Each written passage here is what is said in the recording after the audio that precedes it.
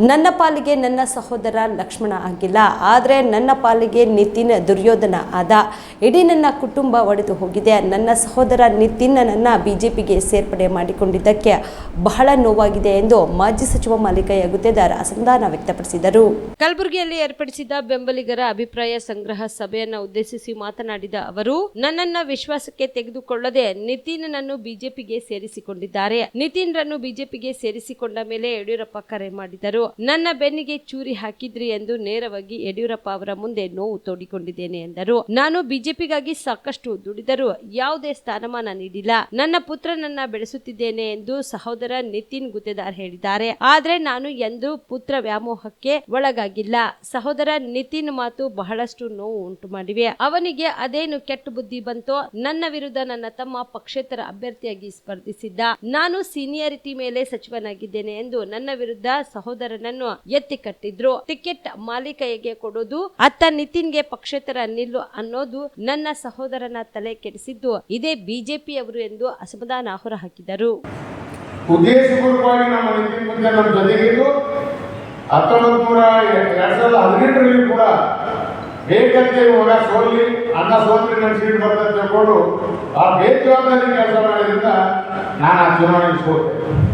ಆದರೂ ಕೂಡ ನಾವು ಯಾರನ್ನ ನಾವು ಅಂದ್ಕೊಂಡಿದ್ವಿ ಹೋಲ್ಬಿಡಿ, ಅದೇನೋ ನನ್ನ ಹಣೆಗಳ ಅಂತ ಹೇಳ್ತಾರೆ.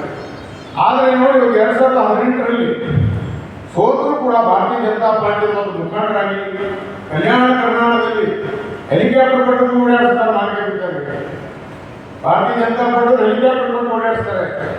ನಾನು MLA ಅನಿಸಿದ್ದನ್ನು ಆಕ್ಷೇಪ ಬರಲಿಲ್ಲ. ಇಡೀ ಕಲ್ಯಾಣ ಕರ್ನಾಟಕದ 5 ಜಿಲ್ಲೆಗೆ ನಾನು ಪ್ರವಾಸ ಮಾಡ್ತೀನಿ.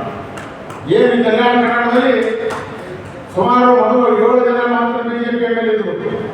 ನಾವು ಓಡಾಡೋದ್ರಿಂದ ಅನೇಕ ಮುಖಂಡರು ಕೂಡ ಒಂದು ಚೇಂಜಸ್ ಬರೋದ್ರಿಂದ 17 ಜನ MLA ಕಲ್ಯಾಣ ಕರ್ನಾಟಕದಲ್ಲಿ ಭಾರತೀಯ ಜನತಾ ಪಾರ್ಟಿ. ಆದರೂ ಮಾಲಿಕೆ ಗುತ್ತೇದಾರ್ಗೆ ಪಕ್ಷದಲ್ಲಿ ಸ್ಥಾನ ನಾನು ಕೊಟ್ಟಿಲ್ಲ. ತಾವು ನೋಡಿದ್ವಿ 2000 ಈ ಒಂದು ಕಳೆದ ಚುನಾವಣೆ 23 ಚುನಾವಣೆ ಜನರಿಗೆ ಒಂದು ಪರಿವರ್ತನೆ ಆಗಿತ್ತು. ತಪ್ಪಾಗಿಲ್ಲ, ಮಾಲಿಕೆ ಗುತ್ತೇದಾರ್ಗೆ ಸ್ವಲ್ಪ ತರಲೇಬೇಕು ಅಂತ ತಾವೆಲ್ಲ ನಿರ್ಧಾರ ಮಾಡಿದ್ದೀವಿ. ಆದರೂ ನಮ್ಮ ಸಹೋದರ ಸುಮ್ಮನೆ ನಮ್ಮ ಬಗ್ಗೆ ಅಪಪ್ರಚಾರ ಮಾಡಿ ಅಣ್ಣ ನನಗೆ ಬಿಟ್ಟು ಕೊಡ್ತೀನಲ್ಲ, ಈ ಸುಳ್ಳು ಹೇಳ್ತಾ ಇದ್ದಾನೆ. ಅಣ್ಣ ಧೃತರಾಷ್ಟ್ರ ಆಗಿದ್ದಾನೆ, ಪುತ್ರ ಅಮ್ಮವಾಗಿದೆ, ಮಕ್ಕಳಿಗೆ ಬೆಳೆಸ್ಲಾರ್ತಾನೆ, ನಮ್ಗೆ ದೂರಿಟ್ಟನಂತ ಒಂದು ನೋವಾಗ್ತಕ್ಕಂಥ ಮಾತೇನಾಡಿದರೆ ಬಹಳ ಮುಖ್ಯ ಮಾಡಿದೆ. ಇದು ನಿಜವಾಗಿ ನಾನು ಸಹಿಸೋದಿಲ್ಲ. ಪುತ್ರ ಯಾವಾಗಿದ್ದಂತ ಇಲ್ಲೇ ಇದ್ದರೆ ಪ್ರಥಮ ಸರ್ಕಾರದ ಮುಖಂಡರಿದ್ದೀರಿ, ನೀವು ಇದ್ದೀರಿ.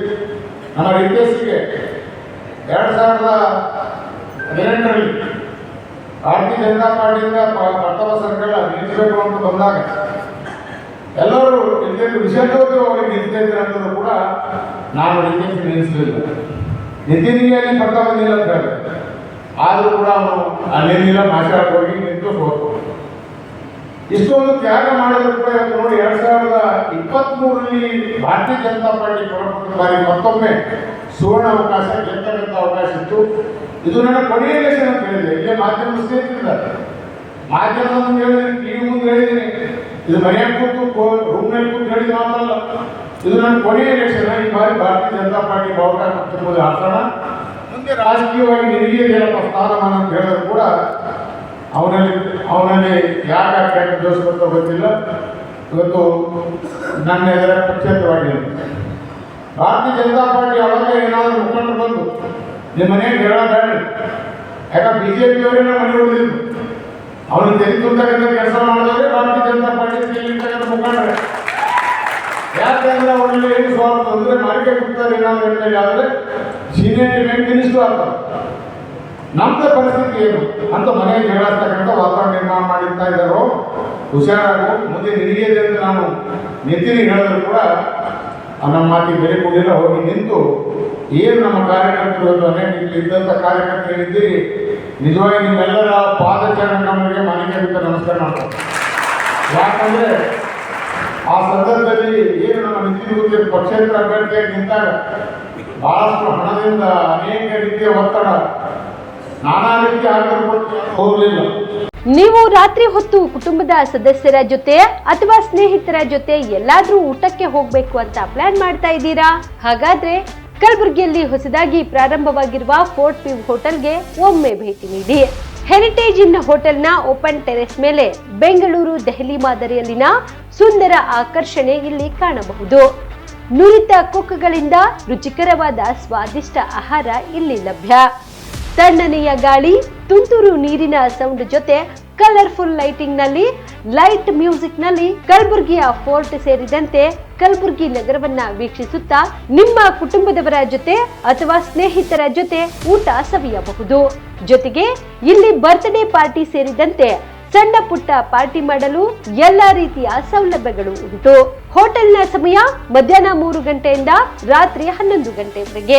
ಹೆಚ್ಚಿನ ಮಾಹಿತಿಗಾಗಿ ಸಂಪರ್ಕಿಸಿ ಫೋರ್ಟ್ ವ್ಯೂ ಹೋಟೆಲ್, ಹೆರಿಟೇಜ್ ಇನ್ ಮೇಲುಗಡೆ, city bus stand, super market, Kalaburagi.